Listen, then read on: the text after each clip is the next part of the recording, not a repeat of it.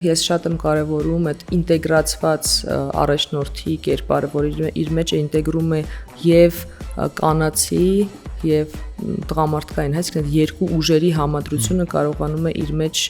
որոշակի ներդաշնակության մեջ համադրել եւ տանել առաջ, որովհետեւ եւ կարեւոր է այդ կանացի ուժերի, այսինքն այն ամեն ինչ որ հոգ է տանում կյանքի համար, կյանք է բերում, այն ամեն ինչ որ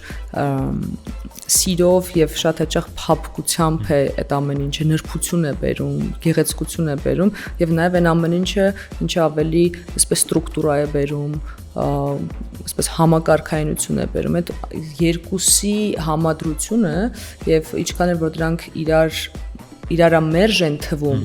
այնուամենայնիվ ըստ իս դրանք իրարամերժ չեն, դրանք միշտ իրար